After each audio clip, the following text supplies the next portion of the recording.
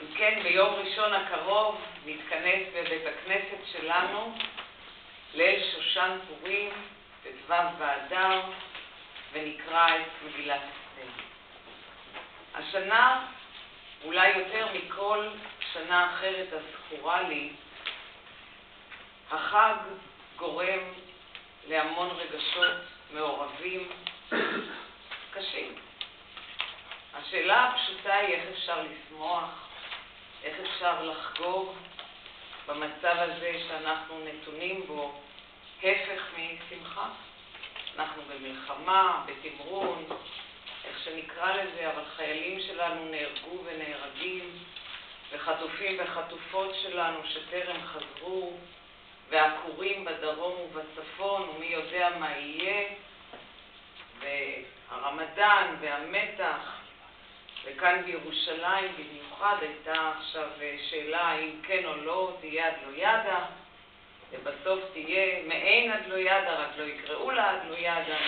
אם כן, זה המון עיריות, ערים ביטלו לחלוטין את השמחות האלה ברוב עם, בציבור, ובאמת השאלה חיה וקיימת, ומסתבר אבל שהמגילה שלנו, מגילת אסתר, וכל החג הזה, חג פורים, מאז ומתמיד, היווה בעיה לא פשוטה בעמנו. אנחנו קוראים את המיצוי של הדבר במסכת מגילה בתלמוד, אז אנא התבוננו בדף שבידכם בתחתית העמוד. אני קוראת את הקריאה המפורסמת של אסתר לחכמים, מתוך מסכת מגילה, דף ז עמוד א', אמר רב שמואל בר יהודה, שלחה להם אסתר לחכמים, קבעוני לדורות. כן? זאת אומרת, כאילו, מטאפורית כמובן, אסתר מבקשת, כן, את חגיגת פורים, את קריאת המגילה בפורים, עשו נא אתם חכמי ישראל תקנה לדורות. שתמיד כל שנה ושנה נחגוג את החג ונקרא את המגילה. שלחו לה, ענו לה, קנאה את מעוררת עלינו לבין האומות. אומרת, את עושה לנו בעיות. למה את עושה לנו בעיות? מה בעייתי כל כך עם אסתר, המלכה היפה? מה מעורר בעיה לעם ישראל במגילה? שאלה אליכם, חבריי וחברותיי. התשובה היא למעשה במגילה עצמה. בסדר? אנחנו נקרא חלק מפרק ט' במגילה, שהוא לפניכם בראש העמוד, אסתר ט', ואנחנו נראה למה התכוונו החכמים, כשהם אמרו לאסתר, יש לנו בעיה איתך. זה מעורר כעס של האומות, של עמי העולם, עלינו, על ישראל. אז כמה פסוקים מתוך פרק ט', וב-12 חודש, וחודש אדר, ב13 יום בו, אשר הגיע דבר המלך ודתו להיעשות, ביום אשר סיברו אויבי היהודים לשלוט בהם, ונהפוך הוא, אשר ישלטו היהודים המה בשונאיהם, נקלו היהודים בעריהם בכל מדינות המלך אחשוורוש, לשלוח יד במבקשי רעתם, ואיש לא עמד בפניהם, כי נפל פחדם על כל העמים. ויקעו היהודים בכל אויביהם מכת חרב והרג ואבדן, ויעשו בשונאיהם כרצונם. ובשושן הבירה הרגו היהודים ואבד 500 איש, כן, ואז כן, 10 בני המן בן המדתה צורר היהודים הרגו, ובביזה לא שלחו את ידם. בסדר? ביום ההוא בא מספר ההרוגים בשושן הבירה לפני המלך. המלך אומר לאסתר המלכה, בשושן הבירה הרגו היהודים ואבד 500 איש, ואת 10 בני המן, מה עוד תרצי? מה עוד תבקשי? ומה מבקשת אסתר כידוע? היא מבקשת עוד שיהיה אפשרות עוד יום אחד. ואכן, פסוק ט"ו, ויקהלו היהודים אשר בשושן גם ביום 14 לחודש אדר, ויהרגו בשושן 300 איש, ובביזה לא שלחו את ידם. ושאר היהודים אשר במדינות המלך נקהלו ועמוד על נפשם ונוח מאויביהם והרוג בשונאיהם, סך הכל 75,000, ובביזה לא שלחו את ידם.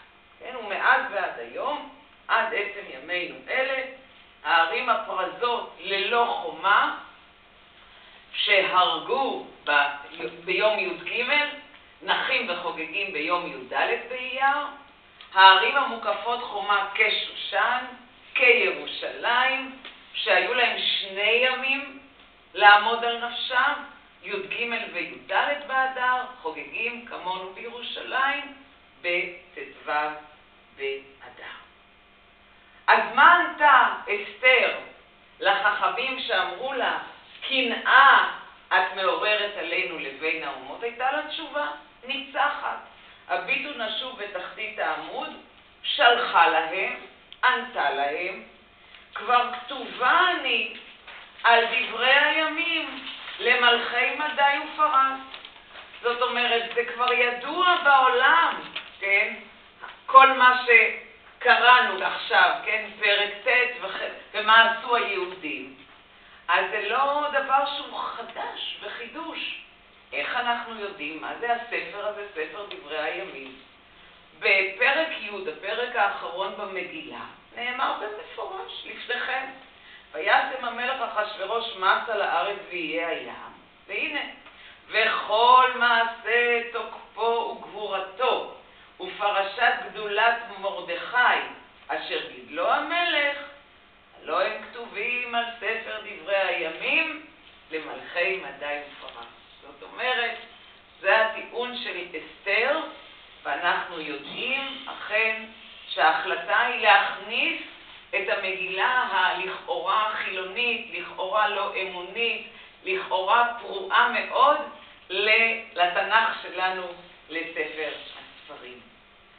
אני רוצה עכשיו לחזור איתכם לפרק ט' ולראות כמה דקויות בו. אנחנו בקהילה שלנו, קהילת הראל, לפחות ב-20 השנים האחרונות, אנחנו קוראים את כל פרקי המגילה. וגם השנה אנחנו נקרא את כל הפרקים, לא מדלגים. אני יודעת שיש קהילות רבות, קהילות ליברליות, רפורמיות, שמדלגות על הפרקים הבעייתיים, מהסיבות הברורות, כן, אין צורך לפי דעתי להסביר, כי הדברים מובנים. אולי פחות מובן למה כן. למה אנחנו כן קוראים את כל הפרקים? סיבה אחת פשוטה יכולה להיות קוראים כי זאת המגילה.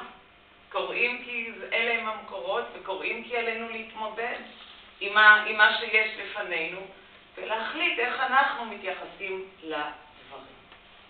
אבל יש עוד כמה נקודות שלפעמים ככה נסתרות יותר. בכלל, כל מגילת אסתר כידוע, בלי האלף זה מגילת האסתר. היא מסתירה הרבה דברים. אז אני רוצה כמה נקודות חשובות להאיר את עינינו, ואולי תשתכנעו שאכן זה הדבר הנכון לעשות. תראו, המלך אחשוורוש לא ביטל את הצו להשמיד ולהרוג את היהודים ושללם לבוז. הוא לא ביטל. מה הוא כן עשה? עשה משהו שהתגלה, כן, חרפתו של המן וכו'. הוא כן עשה משהו, כן? אז בואו נראה בעצמנו את הנקודה. תסתכלו בבקשה בפרק ח'. זה הפרק הקודם לפרק שקראנו, בסדר? והפרק הזה בעמוד השני, כמה אסתר ותעמוד לפני המלך. אני בפסוק ה', ותאמר, אם על המלך טוב, ואם מצאתי חן לפניו, וחשר הדבר לפני המלך, וטובני בעיניו, ייכתב להשיב את הספרים מחשבת המן בן עמדתה האגגי, אשר כתב לאבד את היהודים אשר בכל מדינות המלך. זאת אומרת, תוציא צו שמבטל את את הפקודה שיצאה לכל המדינות, ביום מסוים הפור נפל לקום ולהרוג את היהודים, לעשות פוגרום, לעשות שמד נוראי. פסוק ו' כי איכך אוכל וראיתי ברעה אשר ימצא את עמי, ואיכך אוכל וראיתי באובדן מולדתי. והנה תשובת המלך. ויאמר המלך אחשוורוש לאסתר המלכה ולמרדכי היהודי, הנה בית המן נתתי לאסתר ואותו תלו על העץ, על אשר שלח ידו ביהודים. ואתם, זה הפסוק המכריע, כתבו על היהודים כטוב בעיניכם בשם המלך, וחיתמו בטבעת המלך, ככתב אשר נכתב בשם המלך, ונחתום בטבעת המלך, אין להשיב. אני לא יכול לבטל את הגזרה. אני לא יכול לבטל את הפור שאני עצמי נתתי. מה אני כן יכול? להוסיף עליו. והנה הוא מוסיף, פסוק י' ויכתוב בשם המלך אחשוורוש, ויחתום בטבעת המלך, וישלח ספרים ביד הרצים בסוסים, אשר נתן המלך ליהודים אשר בכל עיר ועיר להיקהל ולעמוד על נפשם, להשמיד ולהרוג ולאבד את כל חיל עם ומדינה הצרים אותם, טף ונשים ושללם נפוץ. זאת אומרת, במילים שלנו, אני לא יכול לבטל שיתקיפו אתכם. מה אני כן יכול לעשות? לשלוח צו נוסף שאתם תהיו רשאים, מה שקודם לא הייתם רשאים, להתגונן. להתגונן. זה מה שאני מרשה לכם לעשות.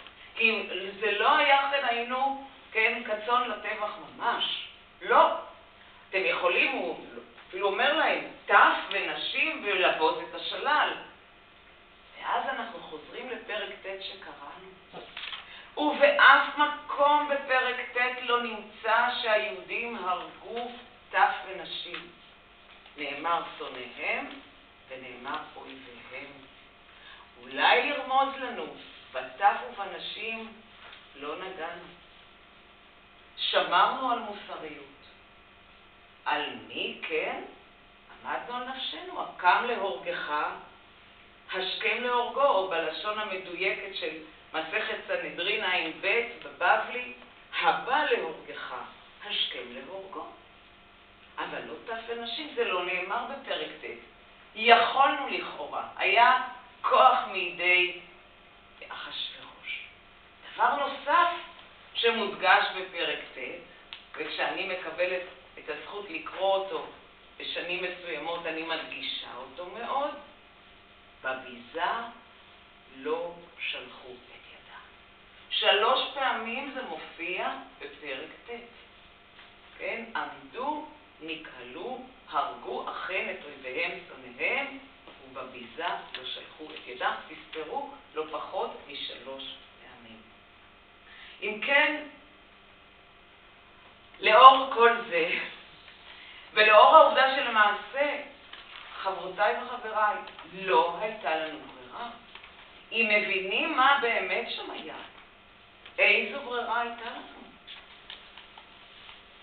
הייתה ברירה אחת באמת כצאן לטבח. אבל זה לא המסר של המגילה, וזה ודאי לא המסר של מדינת ישראל שלנו, וזה לא המסר גם בימים אלה ממש. ויחד עם כל זה, עלינו גם לזכור את המקור האחרון ששמתי ככה בתנאה, אבל הוא שם, בסוף הדף מקורות שלנו ממשלי כ"ד. בנפול אויבך אל תשמח, ובכשלו אל יגל ליבך.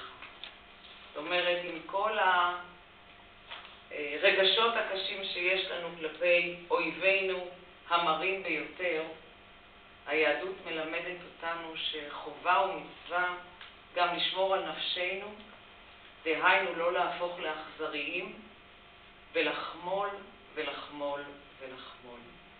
אז איך אנחנו מיישבים כל הסתירות האלה, את כל הדיאלקטיקות של ונהפוך הוא? אז יש את חג פורים, שהוא החג אולי המורכב ביותר, המעניין ביותר שיש לנו, בלוח השנה העברי, ואידך זה יגמור. אז חג שמח ובטוח למרות ועם הכל. יישר כוח. ברוכים תהיו.